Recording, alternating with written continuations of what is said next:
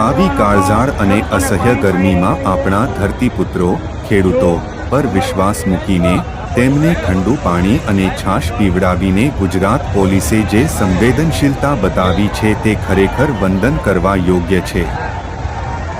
ખાખી પાછળ છુપાયેલા એક સાચા અને દયાળુ માણસના આજે દર્શન થયા।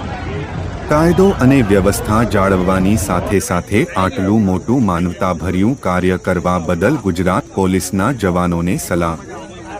દેશનો ખેડૂત અને દેશનો જવાન બંને સાથે મળીને જ આ દેશને મહાન બનાવે છે।